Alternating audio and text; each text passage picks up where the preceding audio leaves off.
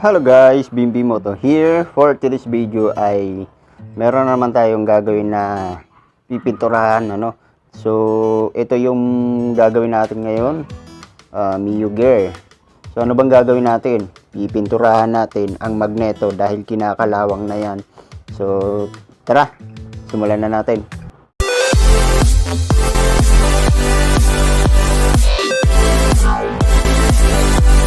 Okay, so una natin gagawin, tatanggalin natin yung mga tornilyo. Tatlo yung tornilyo niyan. So yung makina ng Mio Gear ay pareho lang din ng Mio Sol I M3.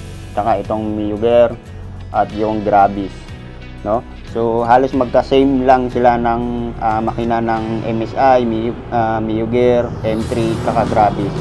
Okay, so tatanggalin na natin to. Ayan, para mahugot natin tong cover na to at matanggal natin yung blower fan. Okay.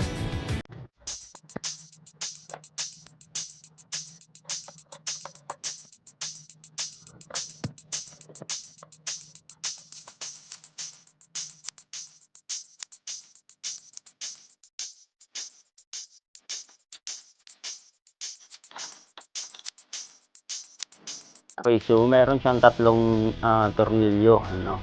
Ayan. Tapos sunod na natin tanggalin yung cover. Ayan. So kung napapansin nyo, kinalawang na to. Ayan. So importante talagang malinis natin to, mapinturahan natin para hindi ganyan kalala yung pintura na ay yung kalawang na nandyan. Okay, so sunod natin tatanggalin itong blower fan, itong tatlo na to. Kung sa Mio Sol I M3 tsaka yung ayun, yung dalawang yon, 10mm na bolt yung nandito. Ito naman iba. Okay, so Allen type yung nandito, pero same lang din yung haba nito, para pareho lang ng M3 Mio Sol, pero ito bolt yung yung bolt niya ay Allen. Okay, so tatanggalin na natin yung tatlo nito.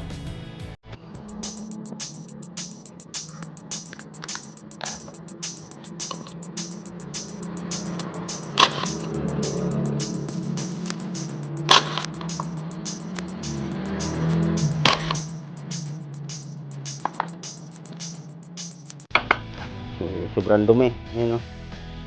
Ito naman yung kanyang bolt, no?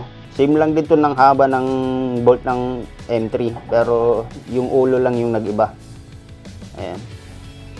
So next natin natatanggalin ay itong 17mm na bolt. Ayan, so ito yung nut 17mm. Pagkatapos ng bolt, meron siyang washer. Ayan. Tapos gagamitin na natin yung magneto puller dito. Okay?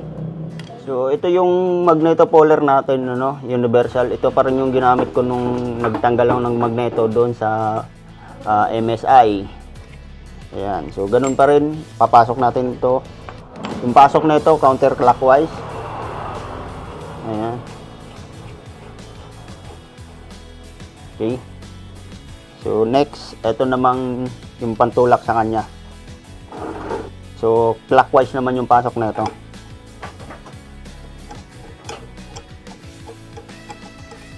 So next, gagamitin na natin yung impact wrench para mahugot natin to. So sana hindi to nag-stack up. Ayan, so tatanggalin na natin. Yun. Itan yung dumi.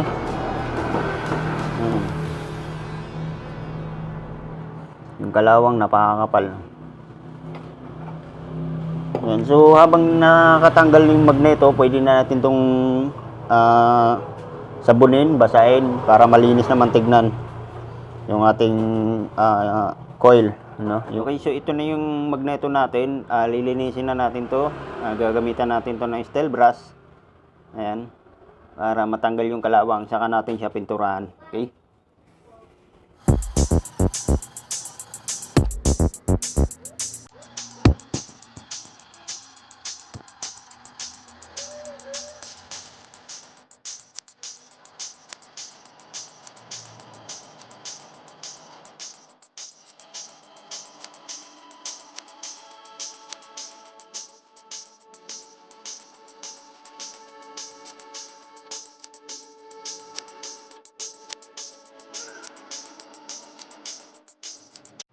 Yan, so pagkatapos ng ilang dekada natin paglilinis, nakita nyo na.